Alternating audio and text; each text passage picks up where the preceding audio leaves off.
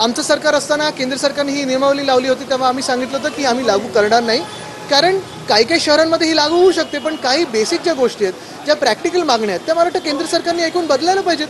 पण मुंबईची आर्थिक हत्या होते म्हणून BSTचे हाल, मुंबईची आर्थिक हत्या होते म्हणून कचरा कर लावणं, मुंबईची आर्थिक हत्या होते म्हणून पाण्याचं समस्या निर्माण करणं, आणि ह्याच्यात भाजपा जे आनंद घेत आहे, आसुडी आनंद जो घेत आहे, त्याला कुठे ना कुठेतरी आता रोखायला लागणार. पाणी बंद आहे, त्यामुळे अनेक विकास कामं रखडली आहेत, अनेक बांधकामं थांबली आहेत, कमर्शियल बिल्डिंग आहेत, तिथे देखील ह्याचा तुम्ही इकॉनॉमिक इम्पॅक्ट बघा. आता गेले 3 दिवस महावीर जयंती असेल, हनुमान जयंती असेल, आंबेडकर जयंती आता उद्या आहे, ही साजरी करत असताना घरी पाणी नाही, हे एक संकट आहेच. लॉंग विकेंड असताना अनेक मुंबईकर बाहेर निघून गेलेत तरी थोडं सांभाळू शकतो, पण मुंबईकर उद्या कामावर रुजू होताना आंघोळीचंच पाणी नसेल, इथपासूनच सुरुवात झाली तर काय. पण अनेक हायराईज सोसायटीनं वाटतंय SRAनी पाणी घेतलं, SRAनं वाटतंय चाळीनी पाणी घेतलं, चाळीला वाटतंय हायराईजनी घेतलंय. सामाजिक वाद निर्माण होऊ लागलेले आहेत, आणि अनेक बिल्डिंग आपले वॉटर टँक जे फायर टँकसाठी असतं त्याच्यामध्ये आता पाणी तिथून घ्यायला लागलेले.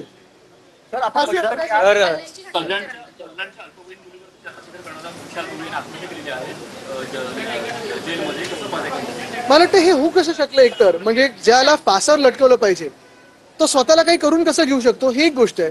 जेलमध्ये काही नियम वगैरे असतात, त्याचं काय झालं. आणि दुसरी गोष्ट म्हणजे दुर्दैव एकच आहे, महाराष्ट्रामध्ये गेल्या 100 दिवसाचं जे सरकार होतं, कितीतरी घटना घडायला लागलेल्या आहेत, पण उत्तर द्यायला कोणी नाही आहे. केंद्रीय गृहमंत्री अमित शहा आज मुंबईमध्ये होते, त्यांची भेट एकनाथ शिंदेनी घेतली, मात्र त्यांनी नाराजी दाखवली अमित शहाकडे, कारण का अर्थ खातं आमच्या फाईल्सही करत नाही, आणि रायगडचा देखील पालकमंत्री पदाचा मुद्दा त्यांनी उपस्थित केला. काल पौर्णिमा होती, काल काही लोक गावी पण जाऊन आले असतील, आणि मग जे त्यांना भेटले त्यांनी थोडी काळजी घ्यावी, बस. आमच्या अनुभवावरनं सांगतो, बाकी एक मिनिट हेऊन समाधीचा औरंगजेबाचा थडग्याचा उल्लेख समाधी केला बरोबर आहे, कारण भाजपची हीच भूमिका राहिली आहे.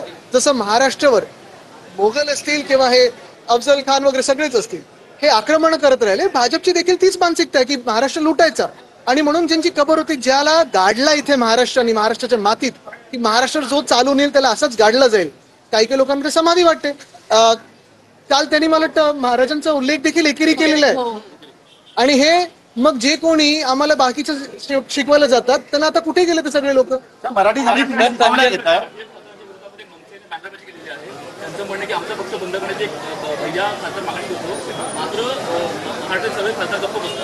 पण तो पाठिंबा दिला त्याचं काय झालं. मग ज्यांना पाठिंबा दिला त्यांचे तर खासदार आहेत ना, आणि आता परत भाषण पाठिंबा दिलं.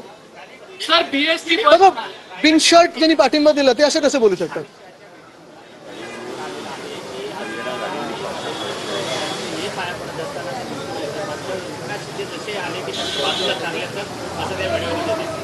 एक महत्वाची गोष्ट हीच आहे की काल घरी कोणाच्या जेवायला गेले होते, हे खूप मोठे संकेत आहे. हे यशस्वी गटांनी किंवा जे तिथे आता हळूहळू पैशासाठी वगैरे जातात त्यांनी लक्षात घ्यावं की पुढच्या काही दिवसात काय होणार. बघा, जे स्वतःच्या ह्याच्यासाठी जातात स्वार्थासाठी बोलत नाही. मराठीसाठी आपल्या पक्षाने अनेक ठिकाणी शिकवण्या घेतलेल्या आहेत. अमित शहाना देखील आता शिकवणीचं आमंत्रण देणार का. आम्ही जे प्रामाणिक मुंबईकर आहेत, जे मुंबईत अनेक वर्ष राहिलेत किंवा नवीन देखील आलेले आहेत, ज्यांना मराठी भाषा शिकायची पण येत नाही आणि त्या अडचणीमुळे बोलू शकत नाही, त्यांना एक संधी आहे की चला मराठी बोलूया. आणि माझं हेच भूमिका राहिली आहे, माझ्या आजोबांची भूमिका राहिली, वडिलांची भूमिका हीच राहिली की ज्याही राज्यात तुम्ही जाल त्या त्या स्थानिक भाषेचा, त्या कल्चरचा तुम्ही आदर सन्मान हा केलाच पाहिजे, शिकायचा प्रयत्न केला पाहिजे. BST बसची फ्रिक्वेन्सी कमी झालेली आहे, दिवसेंदिवस ती वाढली पाहिजे, मात्र कमी होत चालली आहे. BST वर आता ॲडहॉक जनरल मॅनेजर दिलेले आहेत, ते जात आहेत, रोज ते काम करण्याचा प्रयत्न करतात. पण एक आहे, मुंबई महानगरपालिकांनी BST ला मदत करणं गरजेचं होतं. दुसरी गोष्ट म्हणजे मी आधी पण बोललो होतो, आमचं सरकार असताना आम्ही 10,000 इलेक्ट्रिक बस मुंबईत आणू इच्छितो, ते सगळ्यांनी बंद केलेलं आहे. दुर्दैव असं आहे की ह्या वर्षाच्या शेवटापर्यंत जी BST प्रत्येक दिवशी 32 ते 35 लाख लोकांना मदत करते प्रवासामध्ये, त्या BSTचे आकडे साधारणपणे 250 वर येतील, असं हे फडणवीस साहेबांचं काम आहे. तर BSTचे छोटे जे मिनी बस होते दिसत नाही रस्त्यावर. आदित्य कुठे हॅबिटॅट मध्ये होता त्यांचा कार्यक्रम की कुठे होता, कॉमेडी क्लब मध्ये होता का. मंत्री गुलाबराव पाटील म्हणाले आहेत बघा, आता त्यांच्यातलं अंतर्गत राजकारण काय मला माहित नाही, पण महाराजांचा काल एकेरी उल्लेख करणं हा महाराष्ट्राचा अपमान आहे. औरंगजेबाच्या कबरीला समाधी म्हणून म्हणणं हा देखील माझ्या महाराष्ट्राचा अपमान आहे, आणि तो खुद्द गृहमंत्र्यांनी केलेला. आदित्य काल गृहमंत्री बोलताना काल मंत्री गुलाबराव पाटील यांनी आम्ही जसे पक्ष फोडतो याची कॅमेरा समोर जवळजवळ कबुली केली आहे. आता तेच ना, बाप बदलत नाही, हे बदलत नाही, ते बदलत नाही, सगळे कपडे बदलून आलेत, चेहरा पण बदलून आणायची वेळ आली, कारण लाज वाटायला पाहिजे त्यांना फिरताना. पण अशा टपोरी लोकांना आम्ही उत्तरं देत नाही. आदित्य, कल गृह मंत्री रायगढ़ किले पर थे, उन्होंने छत्रपति शिवाजी महाराज का जो नाम है वो सिर्फ शिवाजी करके लिया, साथ ही साथ जो औरंगजेब की कब्र है उसे समाधि कहा है, क्या कहेंगे? मैंने ये पहले भी कहा है, आज भी कहता आया हूं कि भाजपा की जो मानसिकता है आज के भाजपा की, वो जैसे पहले आक्रामक हमारे महाराष्ट्र पे आक्रमण करते थे, हमला करते थे लूटने के लिए, वो ही है. आज मुंबई के हाल देखे, आज पुणे के हाल देखे, आज छत्रपति संभाजीनगर के हाल देखे, आज किसानों के हाल देखे, आज महिलाओं के हाल देखे. ऐसे ही लगने लगा कि जैसे मुगलों का राज्य यहाँ चल रहा है. और यही मानसिकता यहाँ आके छत्रपति शिवाजी महाराज का अपमान करते हैं.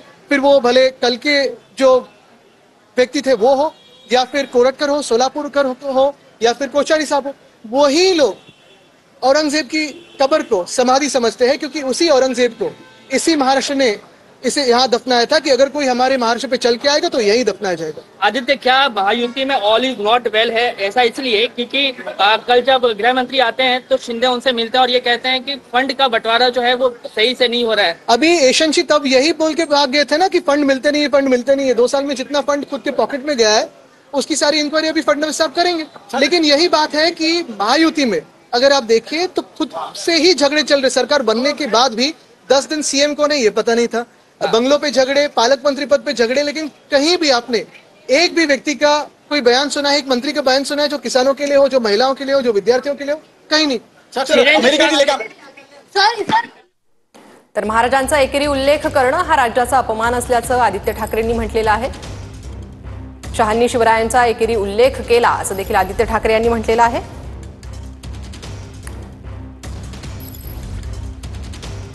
मला वाटतं ते तेव्हा कळवतील, तेव्हा मला वाटतं आपला विश्वास बसेल.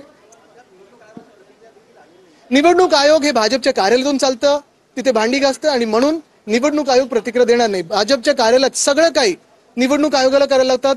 अक्षरशः निवडणूक आयोग आपण पाहाल, भाजपने सांगितलं हे उचल, ते उचलतील, ते उचल, ते उचलतील. कारण निवडणूक आयोग नुसतं भाजपच्या आदेशावर चालतं, दुसरं काही नाही. आदित्य, ईवीएम को लेकर बता दीजिए. जिस देश के